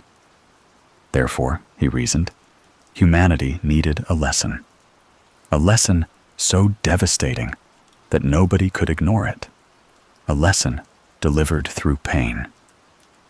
This philosophy would eventually become the foundation of everything pain stood for. The transformation was gradual, but it was irreversible. As Nagato mourned Yahiko's death, his extraordinary abilities continued developing. The Rinnegan granted him powers unlike anything seen elsewhere in the shinobi world. Through mastery of these abilities, he gained control over forces capable of reshaping battlefields and overwhelming even elite opponents. Yet perhaps the most important decision he made during this period had nothing to do with combat techniques. He chose to make Yahiko the face of his future. Using the Rinnegan's powers, Nagato transformed Yahiko's corpse into the Deva path, the most recognizable of the 6 paths of pain. To outsiders, Yahiko appeared alive. The world would come to know pain through his face, his voice, and his presence. In reality, the person speaking was Nagato, hidden away and operating from the shadows. This decision reveals how deeply Yahiko's death affected him. Nagato could not let go. The friend who embodied hope remained at the center of everything he did, even as his philosophy drifted further away from the ideals Yahiko once championed. In a tragic sense, Nagato spent the rest of his life trying to fulfill Yahiko's dream, while abandoning the methods Yahiko believed in. Meanwhile, the hidden reign was changing rapidly. Hanzo remained in power, but the balance of power had begun shifting beneath the surface. The ruler who once dominated the nation through strength and reputation now faced an enemy unlike any he had encountered before.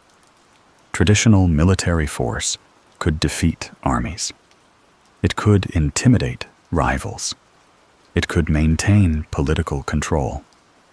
What it could not easily defeat was a man possessing the Rinnegan and fueled by overwhelming grief. Nagato did not immediately move against Hanzo. Instead, he waited. He observed. He prepared.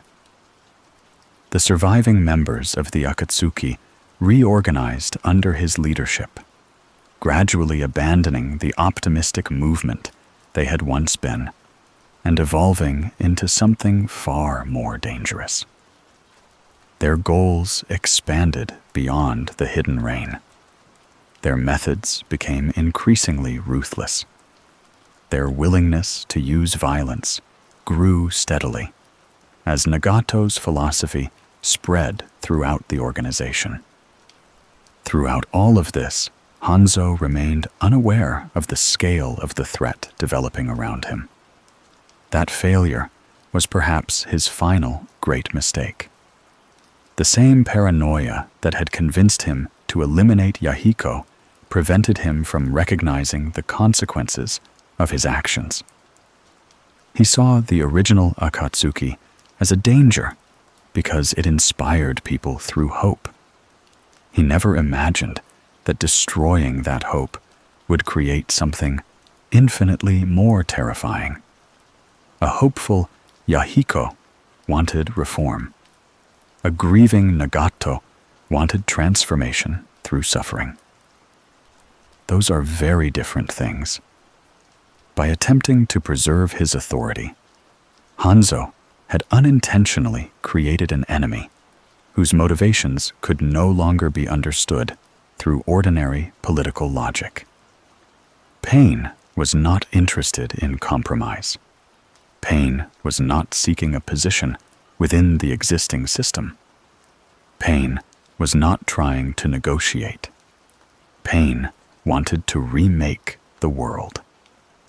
And unlike the idealistic young orphan who once followed Yahiko through the rain-soaked streets of a war-torn village, the man emerging from this tragedy possessed the power to make that ambition a genuine threat. As Nagato's influence expanded, support for Hanzo continued eroding. Citizens who had once respected the ruler of the Hidden Rain increasingly viewed him as part of the very cycle of violence that had plagued their nation for generations. Stories of Yahiko's death spread. Rumors circulated. Public confidence weakened. The image of Hanzo as a protector became harder to maintain when so many people believed he had betrayed the individuals who represented the village's best hope for peace. The stage was now set for an inevitable confrontation. On one side stood Hanzo, the legendary Salamander, who had spent decades defending the Hidden Rain through strength, fear, and absolute control. On the other side stood pain, the product of every tragedy the nation had endured, carrying the grief of lost friends, the power of the Rinnegan, and a vision for the future forged entirely through suffering. Their conflict would not merely determine who ruled the Hidden Rain. It would determine whether the old era survived at all. And when the confrontation finally arrived, the outcome would shock the entire shinobi world, bringing an end to the reign of one of history's most feared shinobi, while simultaneously ushering in the rise of a figure far more powerful and far more dangerous than Hanzo had ever imagined possible. By the time pain finally moved against Hanzo, the outcome had already been years in the making. The confrontation between the two men was not simply a struggle for political power within the Hidden Rain. It was the final chapter of a tragedy that began the moment Hanzo chose fear over trust. Every decision he made after that point gradually pushed the village toward this inevitable conclusion. The betrayal of Yahiko, the destruction of the original Akatsuki, and the suffering inflicted upon Nagato and Konan had created forces that could no longer be controlled. Hanzo had spent decades preparing for enemies from outside the village. He never truly prepared for the consequences of his own actions. In many ways, pain represented everything Hanzo feared. He was powerful beyond reason. He inspired loyalty among his followers. He rejected the existing order. Most importantly, he believed the current system was fundamentally broken and needed to be replaced. Years earlier, Hanzo had convinced himself that eliminating Yahiko would prevent such a threat from emerging. Instead, that decision transformed a peaceful reform movement into something far more dangerous. The original Akatsuki wanted cooperation. Pain wanted change through suffering. The difference between those two visions would ultimately cost Hanzo everything. As Nagato's power continued growing, his influence throughout the Hidden Reign expanded alongside it. More and more people became disillusioned with Hanzo's rule. The image of the legendary protector who once defended the nation had been replaced by the image of a paranoid ruler, willing to sacrifice innocent lives in order to maintain control. While many still respected Hanzo's past accomplishments, fewer believed he represented the future. Pain, meanwhile, represented inevitability. He was the product of every failure within the shinobi system. He was the product of every war that devastated the Hidden Reign. He was the product of every child left orphaned by conflicts between larger nations. And perhaps most importantly, he was the product of Hanzo's greatest mistake. When the two finally confronted one another, the battle symbolized more than the fall of a single leader. It symbolized the collapse of an entire philosophy. Hanzo had spent his life believing strength and fear could create lasting stability. Pain stood before him as proof that fear eventually creates new forms of resistance. The methods Hanzo used to preserve order had ultimately generated the very chaos he sought to avoid. The exact details of their confrontation are less important than what it represented. A legend was falling. For years, Hanzo's name had inspired fear across the shinobi world. He was the man who defeated the future Sannin. He was the ruler who transformed the Hidden Reign into a nation capable of defending itself. He was one of the most respected and feared shinobi of his generation. Yet reputation alone could not save him from the consequences of his choices. Pain defeated him. The Salamander was dead. With Hanzo's death, an entire era came to an end. The man who once stood at the center of the Hidden Reign's history disappeared almost overnight. His supporters scattered. His government collapsed. The structures he spent decades building were absorbed into Pain's new regime. Within a remarkably short period of time, the village belonged entirely to a different generation, one shaped not by Hanzo's victories, but by the wounds he left behind. There is something deeply tragic about the way Hanzo's story ends. He was not born a tyrant. He did not begin his journey seeking power for its own sake. He genuinely wanted to protect his homeland. He genuinely wanted to prevent future suffering. Many of his achievements were real, and many of the threats he faced were legitimate. Yet somewhere along the way, fear became more important than wisdom. Control became more important than trust. Survival became more important than hope. Those choices gradually transformed a respected protector into a ruler, unable to recognize the difference between enemies and allies. As Pain assumed control of the Hidden Reign, the village entered a new chapter that would eventually influence the entire shinobi world. The Akatsuki expanded. Nagato's plans grew more ambitious. Conflicts that once seemed local began affecting nations far beyond Rhine's borders. The consequences of Hanzo's decisions continued spreading long after his death, shaping events that would eventually reach Naruto himself. And so, the reign of Hanzo the Salamander ended not with triumph, but with irony.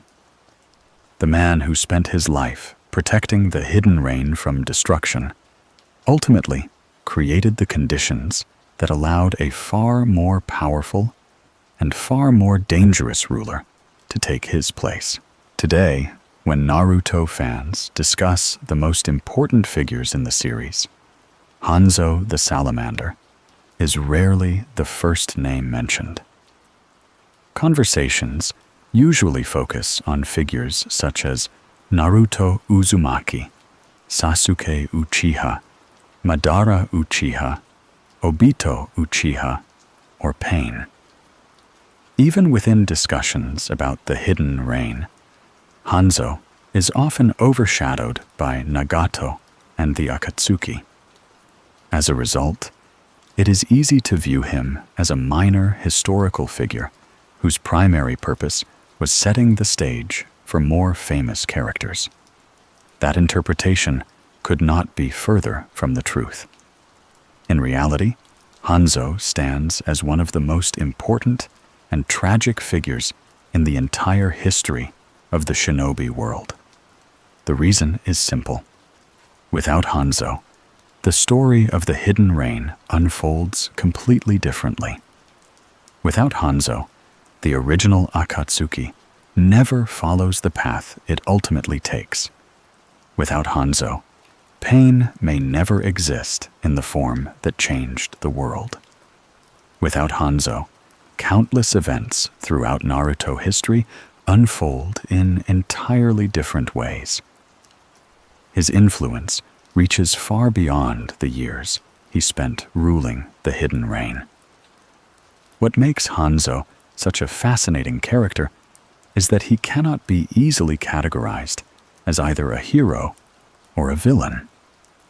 The Naruto series is filled with antagonists whose actions are driven by greed, hatred, or selfish ambition. Hanzo was different. Many of his worst decisions emerged from motivations that were, at least initially, understandable. He wanted security for his nation. He wanted to protect his people.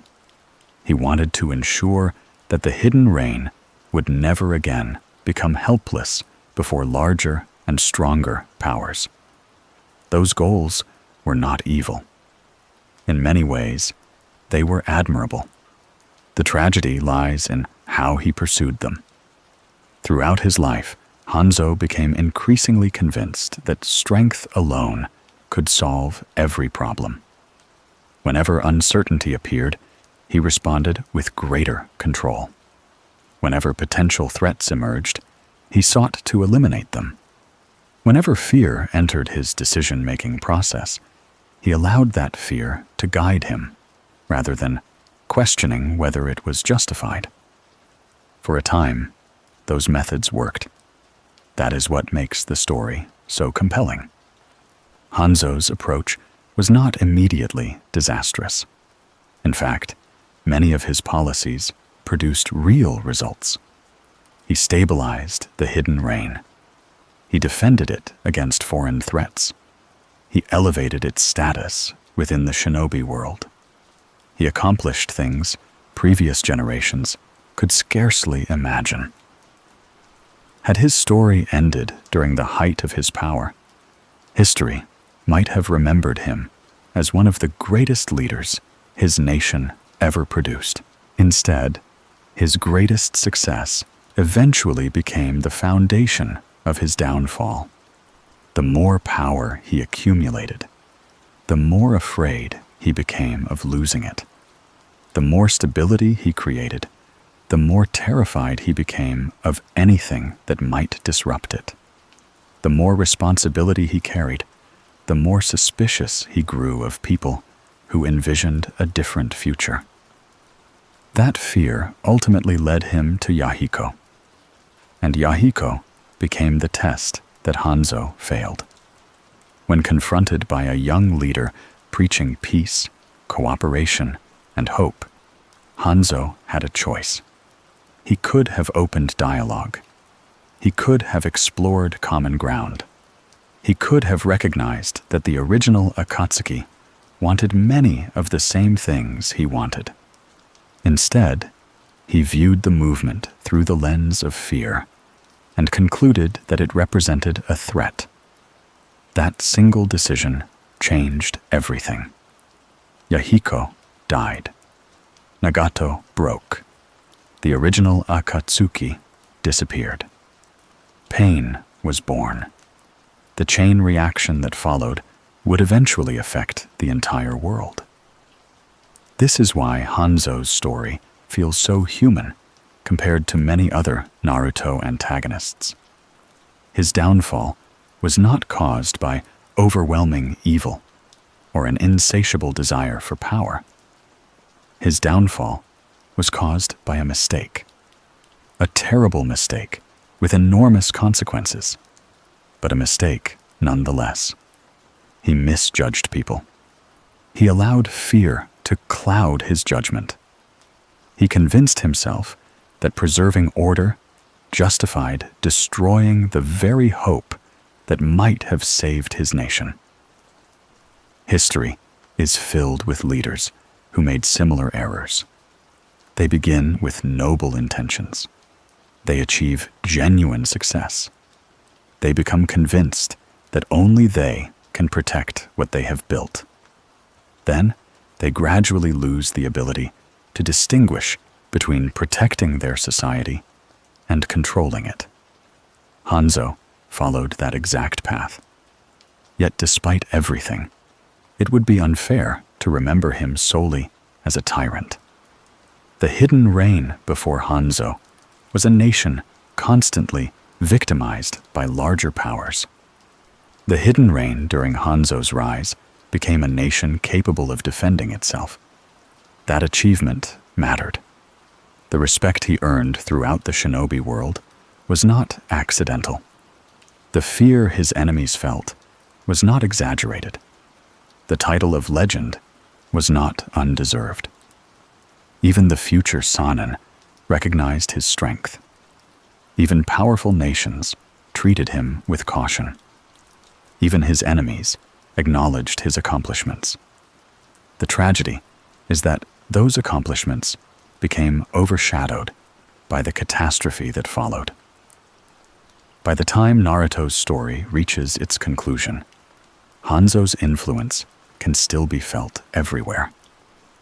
It exists in Pain's worldview. It exists in the history of the Akatsuki. It exists in the scars carried by the hidden reign. It exists in the lessons learned by characters who inherited the consequences of his decisions. Perhaps that is the ultimate lesson of Hanzo the Salamander. Strength can protect a nation. Strength can win wars. Strength can earn respect. But strength alone cannot create lasting peace. Without trust, strength becomes fear. Without wisdom, strength becomes control. Without hope, strength becomes a prison. Hanzo spent his entire life trying to save the hidden reign from suffering. In many ways, he succeeded. In many ways, he failed. His story is neither a tale of pure heroism nor pure villainy. It is the story of a man who carried the weight of an entire nation upon his shoulders for so long that he eventually forgot what he was fighting for. And that is why the story of Hanzo the Salamander remains one of the most tragic stories in all of Naruto. Not because he was born evil, not because he wanted power, but because the man who once saved the hidden reign ultimately became the reason it fell, leaving behind a legacy defined by both extraordinary achievements and irreversible mistakes, forever remembered as the forgotten tyrant whose greatest enemy was never another shinobi, but the fear he carried within himself.